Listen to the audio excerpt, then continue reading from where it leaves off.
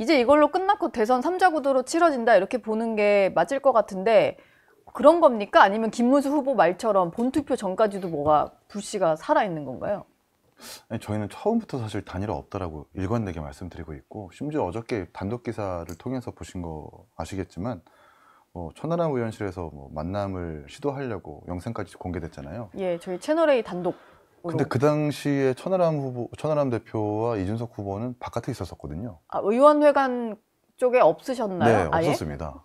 이준석 후보의 의원 사무실도 깜깜하게 불이 꺼져 있었었고요. 근데 그걸 아마 모르시지 않았을 텐데 굳이 그 복도 앞에 가가지고 영상을 남기시는 이유가 뭘까? 저희는 처음부터 그래서 단일화는 없다는 말씀을 드렸음에도 불구하고 그런 영상을 남긴다라고 하는 것은 아마도 김문수 후보님이 단일화 안 된다는 걸 지레짐작하시고 계시는 것 같은데, 네. 계속 이준석 후보를 향해서 단일화가 있다는 가능성을 유권자들한테 보여주면서 보수의 어떤 이탈을 막으려고 하시는 것 같아요. 보수표의 이탈을. 아직 남아있으니까 네. 표를 찍을 때 잘 생각하고 단일화를 염두에 두고 투표하라 뭐 이런 메시지로. 그렇죠, 그렇죠. 그래서 아마 그런 신호를 계속해서 주시려고 하시는 것 같은데, 저희는 어쨌든 일관되게 아니라고 말씀을 드렸으니까 그거는 정확하게 아니라고 말씀드리고 싶고, 예. 본투표 끝까지 단일화는 없습니다. 안 합니다. 그리고 지금 국민의힘이 오판하는 게, 제가 지난번 방송에서 말씀드렸지만 네. 오히려 지금 국민의힘이 단일화하지 말자고 해야 되는 위치여야 되는 게, 지난번 동탄 선거도 그렇고 이준석 후보라는 그 표의 성질이라는 게 민주당 표에서도 사실 많이 가져오는 게 있거든요. 예. 동탄에서도 사실 민주당 텃밭의 지역구였지만 민주당 한 20%를 허물고 국민의힘에서 15% 허물어가지고 당선됐기 때문에 한쪽으로 이념적으로 경도된 표가 아니란 말입니다. 그래서 오히려 반대로 국민의힘에서 이 단일화를 하지 말자라고 얘기하고, 또 오히려 이제 민주당에서 단일화를 빨리 좀 하라고 이야기해야 되는 건데 정반대로 좀 해석하고 있는 것 같아가지고 좀 오판하고 계시다 말씀드립니다. 이준석 후보에게 쏠리는 표심을 좀 잘못 분석하는 것 같다. 그렇죠, 그렇죠. 네, 분명히 예. 보수표만 가져간 게 아니라 민주당 표도 분명히 가져가고 있고, 예. 또 이재명 후보라는 그 한계, 외연 확장의 한계라는 것이 분명히 있는 건데, 거기서 네. 이제 김문수 후보한테 표가 안 갈 거기 때문에 이준석 후보한테 표가 갈 수밖에 없게 땜 역할을 한다고 저희는 말씀드리는데, 네. 그걸 분석하지 못하고 계속해서 보수 정당 출신이니까 무조건 단일화해야 된다는 것은 너무 옛날 문법 아닌가 싶어요. 사전투표 시작됐으니까 사실 그냥 물 건너갔다고 보는 게 맞는 것 같고, 민주당 입장에서는 어쨌든 정말로 단일화가 극적으로 이뤄질까 봐 좀 신경 쓰셨던 거는 맞는 것 같은데, 이렇게 된 이상은 좀 뭐 안심하는 분위기인가요? 어떤 분위기일까요? 글쎄요, 저희가 그 단일화가 될까봐 신경을 썼다 이렇게 표현하기는 좀 어려울 것 같고요. 네. 단일화가 될 수도 있고 또 안 될 수도 있습니다. 단일화가 되면 되는 대로, 또 안 되면 안 되는 대로 저희는 저희 이재명 후보가 갖고 있는 이 정책적 비전이라든지 새로운 대한민국을 어떻게 만들어 나갈 것인가 하는 부분에 대해서 계속해서 국민 여러분들께 충분하게 설명드리고, 예. 또 이재명 후보에 대한 지지를 좀 말씀을 드리는 그 기본은 변한 게 전혀 없다. 다만 단일화라는 것이 명분 있는 또 단일화가 될 수도 될 수 있는지, 이 부분에 대해서 신경을 쓴 건 맞는데, 네. 처음부터 저희는 이 명분은 없다라고 생각을 했어요. 왜냐하면 단순하게 그냥 보수 진영에서 뿌리가 한 뿌리로 같았기 때문에 단일화한다? 저는 그거는 아닌 것 같고, 지난 12.3 비상계엄에 대해서 또 윤석열 전 대통령의 탄핵에 대해서 양측의 입장이 너무나도 확연히 달랐기 때문에 그 달라진 부분에 대해서 같은 공통점을 찾을 수 없다면 그것은 정치적인 야합에 불과하다라는 입장을 저희가 계속 견지해 왔습니다. 그럼에도 불구하고 국민의힘에서 워낙 뜨겁게 단일화 구애를 했기 때문에, 네. 심지어 당권도 주겠다, 또는 국무총리도 사실상 이준석 후보를 겨냥해서 제안하는 것 같은 그렇죠. 40대 모습을 총리 뭐 네, 이런 그렇게 얘기. 보여왔기 때문에 실제 그런 것들을 거래의 조건, 거래 대상으로 놓고 거래한다 할지도 모르겠다라는 생각은 있었던 거죠. 네. 그러나 이준석 후보 입장에서, 또 개혁신당의 입장에서 그것은 거래의 대상이 전제 조건이 될 수 없다라는 부분을 명확하게 했기 때문에, 네. 지금 상황에서는 사실 단일화는 어려운 게 아닌가, 이제 점점 더 그 가능성은 0% 쪽으로 수렴되어 가고 있는 게 아닌가 이렇게 보여지는데, 예. 모르겠습니다. 이제 이 사전 투표가 시작이 됐다고 해서 여전히 단일화를 완전히 없다 이렇게 규정 지을 수는 없고, 김문수 후보가 어젯밤에도 본투표 때까지 지속적인 노력을 하겠다라고 얘기한 만큼 마지막까지 이 단일화가 이루어질 가능성은 완전히 제로다라고 저희는 보지 않고 하여튼 최선을 다해서 국민 여러분들께 이번 6.3 대선의 의미를 네. 설명드리는데 최선을 다하려고 하고 있습니다. 정광재 대변인께 좀 여쭤봐야 될 것 같은데 본투표 때까지 한다는 게 좀 의미가 있을까요? 투표가 이미 시작돼 버려서 지금 이제 투표를 한 사람들의 표가 뭐 다른 사람을 만약에 좀 찍었다면 단일화가 안 되는 후보에게 네. 이건 좀 사라지는 표가 되는 거잖아요. 그 무효표가 되는 네. 거고요. 이긴 최고께서 얘기하셨죠. 이준석 후보가 갖고 있는 표는 민주당 표일 수도 있고 국민의힘 표일 수도 있고 동의합니다. 네. 그럼에도 불구하고 그 이준석 후보가 이 댐으로 막고 있는 그 물의 구성을 보면 적어도 우리 당에 도움이 된다. 그러니까 단 한 표라도 도움이 된다면 단일화를 위한 노력은 김문수 후보로서는 승리를 위해서 계속 할 수밖에 없는 거죠.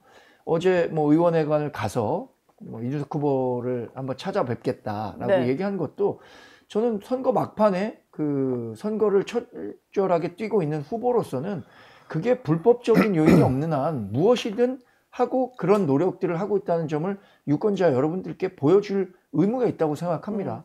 물론 그 단일화의 대상이 되고 있는 이준석 후보는 네. 그런 움직임에 대해서는 불쾌함을 표현할 수도 있다고 생각합니다.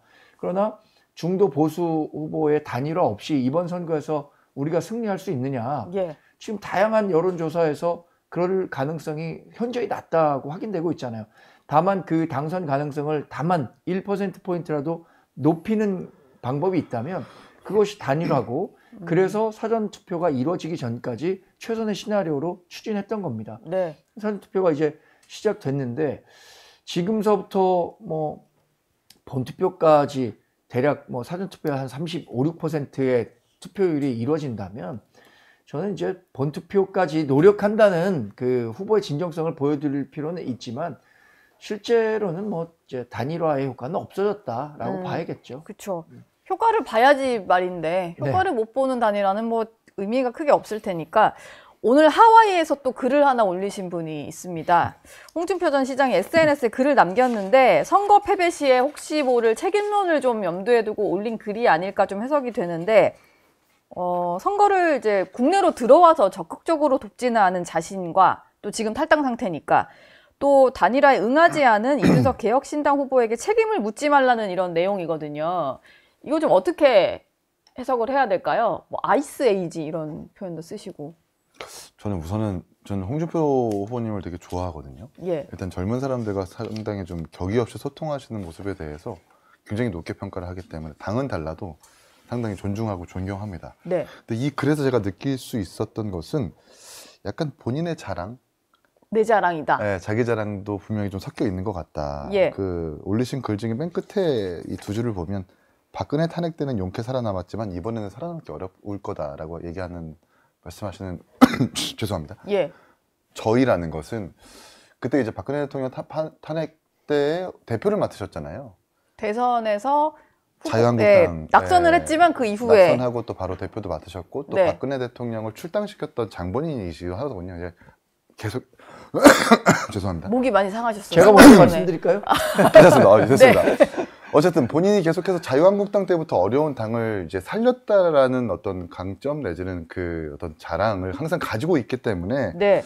지금 이번에 국민의힘 김문수 후보가 표를 결집시키지 못하고 이재명 후보와 상대해서 뭔가 상대가 안 된다라는 평가를 계속 듣고 있는데 그런 것들을 보면서 약간 본인 때와 이렇게 대비를 하면서 지금 당이 어려운 것들은 자기가 없으니까 이렇게 된 지경일 거다라는 그런 암시를 하면서도 자신이 자유한국당 때의 어떤 기량을 좀 뽐내는 자기 자랑 성격의 글이 아닌가라는 생각도 듭니다. 그러니까 책임을 남들에게 돌리지 마라. 그러면서 내가 있으면 모르겠지만 내가 없는 국민의힘은 안 될 거다. 그렇죠. 뭐 그러니까 이런 이제 본인만 얘기하긴 또 뭐하고 또 네. 이준석 후보도 같이 얘기를 하면서 이준석 탓도 하지 마라 또 얘기한 것은 지금 벌써부터 솔솔 단일화 이제 시기적으로 실패하는 것 같으니까 이준석 후보한테 어떤 보수 분열의 원흉이라고 슬슬 얘기를 하거든요. 네. 또 김재원 이 비서실장인가요? 그분도 마찬가지로 이준석을 찍으면 이재명 된다라는 말도 안 되는 슬로건으로 지금 벌써부터 네. 선거운동을 하고 있고요. 준직명 이런 거. 네, 근데 사실 그것을 완전 일축하고 일가라는 하나의 어떤 문단이 아닐까. 그런 잘못된 선거 캠페인을 하고 있다라는 국민의힘의 네. 경종을 울리기 위해서 이런 글을 올리신 게 아닐까 싶습니다. 근데 하와이 특사단이 가가지고 김문수 후보 지지 선언까지도 좀 이끌어냈다는데, 물론 그게 홍준표 전 시장의 육성으로 나온 건 아니거든요. 이후에 뭐 계속 글 쓰시는 거 보면은 딱히 뭐 김문수 후보 지지 도움되는 메시지는 없는 것 같아요. 그러게 말입니다. 홍준표 전 대구시장이 지금 이 어려운 선거 상황에서 예. 국민의힘을 적극적으로 도와도 모자랄 판에 이렇게 조금 다른 방향의 메시지를 자꾸 내셔갖고 상당히 좀 안타깝게 생각하고요. 유감입니다. 지금 그 SNS 내용만 놓고 보면 정말 그 국민의힘과 한국 정치를 타자화시키고 본인과는 관계없는 일이라고 얘기하는 것 같아요. 네. 니들이라고 하는 사람은 아마 뭐 일부 친윤 그룹을 얘기하고 있는 것 같아요. 왜냐하면 이번 경선 과정에서 결국 친윤 그룹에 보이지 않는 손에 의해서 자신이 조기 탈락할 수밖에 없었다라는 불쾌감이 있는 것 같고요. 네. 이번엔 살아남기 어려울 거다라고 얘기하는데 이재명 후보가 대통령이 돼서 정치 보복 안 하겠다고 하지만 실제로 다양한 방법, 권력 잔인하게 쓰는 거라고 얘기했잖아요. 네. 정치 보복은 몰래 한 거라고 얘기했잖아요. 실제 정치 보복이 현실화됐을 때 본인은 그러면 자유로울 수 있을까? 강 건너 불구경 한다는 얘기 하잖아요. 지금 태평양 건너 대한민국 정치 구경 이런 관전평할 만한 위치에 있는 분은 아니라고 생각합니다.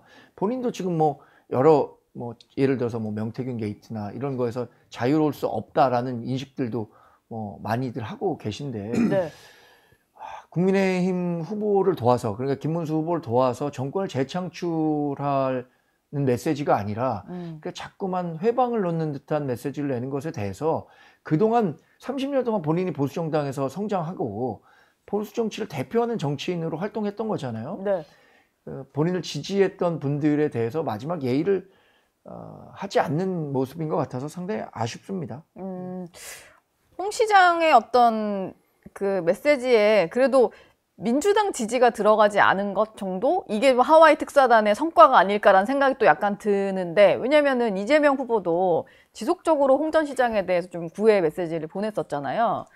그래도 이제 민주당까지 가지는 않으신 것 같아요. 예. 글쎄요, 뭐 그렇게 보실 수도 있을 것 같긴 해요. 그러나 제가 볼 땐 네. 지금 홍 전 시장님의 메시지는 국민의힘을 준엄하게 꾸짖고 있는 거예요. 그렇다면 결과적으로 그 반사 이익은 민주당이 볼 수도 있는 거죠.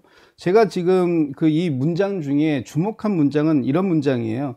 2번 탄핵당한 당일지라도 살아날 기회가 있었는데 니들의 사욕으로 그것조차 망친 거다. 네. 결국은 이 문제의 본질은 정확하게 사욕에 있다. 이 사욕은 뭐냐? 친윤의 기득권 지키기가 거기에 본질이고, 그 기득권에는 계엄을 반성하지도 않았고 윤 전 대통령과의 절연도 하지 못해낸, 그래서 소위 당의 쇄신과 혁신을 이끌어내지 못한 부분에 대한 준엄한 꾸짖음이 여기에 저는 있다고 보거든요. 네. 그렇다면 이런 국민의힘에 과연 김문수 후보에게 투표하지 말라라는 사실상의 그런 그 메시지를 가지고 국민의힘을 직접적으로 돕지 않았고, 또 민주당에게 직접적으로 이재명 후보를 돕지 않는다는 메시지, 돕는다는 메시지가 안 나왔다고 해서 과연 이것이 민주당에겐 나쁜 메시지냐? 저는 그렇게 보진 않는다라는 거고요. 예. 지금 이 홍준표 전 시장께서 저는 변한 게 하나도 없다고 봐요. 출국할 때 이번 대선은 이재명 대 이준석의 구도가 될 것이라부터 얘기 시작해가지고 예. 그 사이에 설득조가 다녀왔음에도 불구하고 설득조는 실패했고, 네. 그 이후에 나온 메시지까지가 너무 초지일관하다. 그만큼 국민의힘에 대해서 굉장한 분노를 가지고 있는 것이고, 네. 그 개인적인 이 분노가, 저는 홍준표 시장의 개인적인 분노일 수도 있겠지만 또 한편은 당을 살릴 수 없는 것에 대한 안타까움도 여기에 좀 묻어 있는 게 아닌가, 이렇게 평가를 해봅니다. 예. 알겠습니다. 지금 사전투표가 계속 진행이 되고 있고요. 저희가 투표율 얘기를 좀 한번 해보겠습니다. 아까 정광재 대변인이 국민의힘에서는 80%의 투표를 넘으면 승리 가능성이 있다, 이렇게 얘기를 하셨는데 다들 그런 분석치는 갖고 계실 것 같아요. 어느 정도가 됐을 때는 좀 우리에게 유리한 국면이다. 뭐 그런 기준치, 숫자 같은 거에 좀 있으실까요? 근데 2002년부터 지금까지 70%, 77% 이상을 넘긴 투표율이 없었습니다. 예. 2007년 때만 사실 60%대를 기록했었고, 그때 이제 이명박 대통령이 워낙 유리한 선거를 치렀기 때문에 이제 약간 좀 유권자분들께서 약간 안 뽑아도 될 거다, 내가 투표를 안 해도 될 거다라는 심리가 분명히 있어서 그때는 정말 심했어가지고 정말 낮았고. 네, 다른 선거는 전부 다 70%를 넘겼는데 이번에도 77%를 넘길까? 저는 아마 77% 근접한 정도의 수치만 기록할 것 같아요.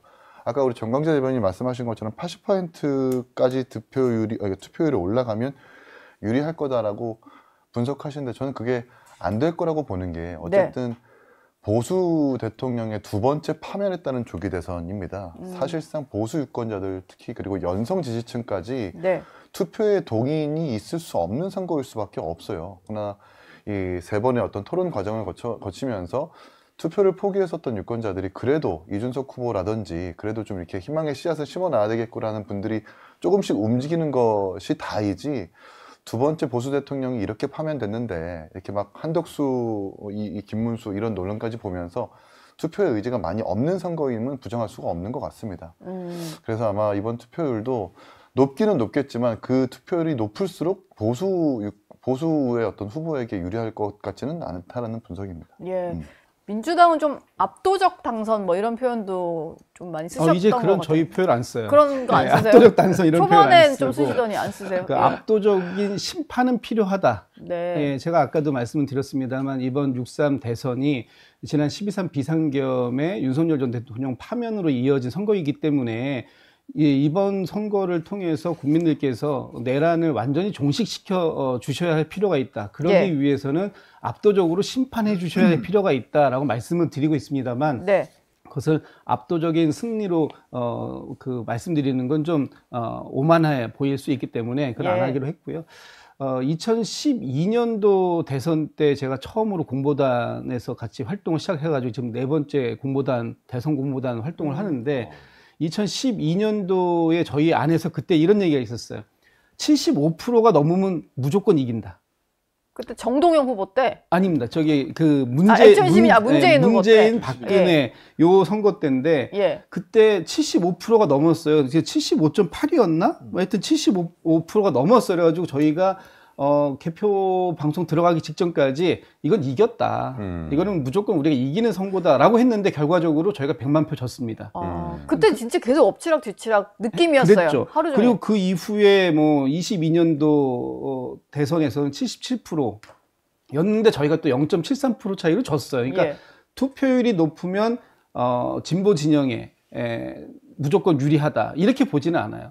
그때 당시에 어떤 구도를 가지고 어떤 이슈를 가지고 싸웠는가 하는 것이 굉장히 중요하고, 이번에는 조금 저희가 구도는 좀 약간 유리한 국면에서 시작은 했다고 보지만 네. 그렇지만 마지막 순간까지 방심할 수 없다. 예. 왜냐하면 지금 저희가 방심해서 만약에 이번 대선에서 저희가 이재명 후보가 이기지 못하고 김문수 후보가 만약에 당선이 된다고 한다면 이준석 후보는 가능성 이준석 후보 포함해서 예.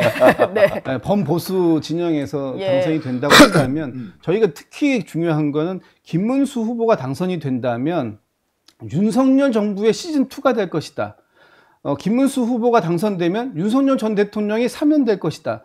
김문수 후보가 당선되면 김건희 여사의 그 부정부패 관련돼서는 또 다시 다 묻히게 될 것이다. 또 김문수 후보가 당선되면 전광훈 목사 등 이 구구 세력이 상황 정치할 것이다라는 두려움이 있어요. 예, 그래서 그래요? 그 두려움을 반드시 이겨내고 꺾어내기 위해선 네. 이재명 후보가 반드시 이겨야 되겠다. 그래서 압도적인 심판을 해주십사라는 말씀은 지금 드리고 있는 중이다. 이런 말씀입니다. 이건 국민의힘에서도 좀 하실 말씀이 있을 것 같은데. 저는 일단 투표율 관련해서요. 2012년 이후 투표율이 다 75.8, 77.2, 77.1로 상당히 높게 나왔어요. 예. 2012년 대선은 5시까지 상당히 높은 그 투표율이, 우리가 예상했었던 것보다 높은 투표율이 나오니까 문재인 후보가 당선됐다라고 전망한 사람들이 굉장히 많았거든요. 예. 근데 5시부터 6시까지 정말 보수 지지자들이 이렇게 투표율이 높게 나오면 박근혜 후보가 질 수도 있다더라 라고 해서 정말 결집해갖고 5시부터 6시까지 이루어진 투표율에서 실제 이거는 뭐 이제 출구조사나 뭐 한 과정에서도 드러났는데 보수 결집이 충분히 일어나서 높은 투표율이 우리 정당에 유리하게 작용했었거든요. 네. 전 이번에도 마찬가지예요. 아까 말씀드린 것처럼 2007년에 아주 낮은 투표율이 기록됐었는데 그것은 정동영 후보가 도저히 승리할 수 없다. 그러니까 내가 가서 투표해도 우리 당 후보가 이길 수 없다라는 인식이 팽배했기 때문에 진보 진영이 대거 투표를 포기했습니다. 네. 이번 선거도 우리 당에서 제일 걱정하는 건 그거예요.